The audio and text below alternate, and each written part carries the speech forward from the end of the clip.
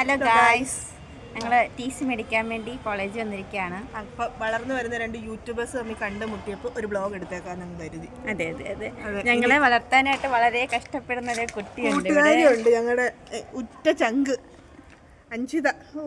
ഇരിക്കുന്ന ഇരിപ്പ് കണ്ടില്ലേ? ഞങ്ങൾ 3 പേരാണ് കോളേജിലെ കൂട്ടുകാർ.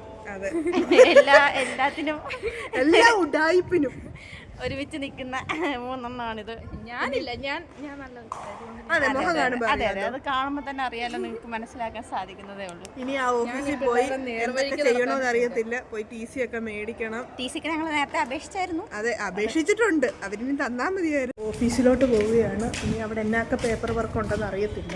പെട്ടെന്ന് തരുമോ അതോ പതുക്കെ തരുമോ എന്നൊന്നും അറിയത്തില്ല. എത്ര പ്രാവശ്യം ഓടിക്കും എന്നും പറയാം. അതെ, ഞങ്ങളുടെ കോളേജ് ആയതുകൊണ്ട് ഒന്നും പറയാൻ പറ്റത്തില്ല. അപ്പം ഞങ്ങൾ പൊക്കോണ്ടിരിക്കുകയാണ്. ഇന്ത്യ ഞങ്ങളുടെ പുറകെ അഞ്ചിത വന്നുകൊണ്ടിരിക്കുന്നു. അപ്പോൾ ഇതേ കോണ്ടാക്ട് സർട്ടിഫിക്കറ്റും ടി സിയും റിസീവ്ഡ് ചെയ്തിരുന്നു പറഞ്ഞ ടൈമിൽ പേരൊക്കെ എഴുതി ഒപ്പിട്ടൊക്കെ കൊടുത്തിട്ടുണ്ട്.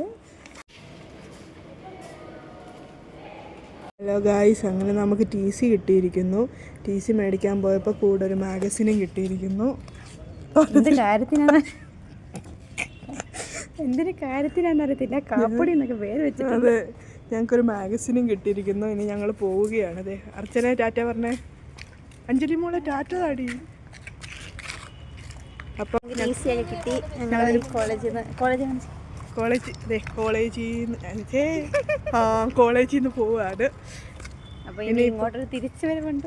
ഉണ്ട്. കൺസൾട്ടേഷനും ബ്രോഷനും മേടിക്കണം.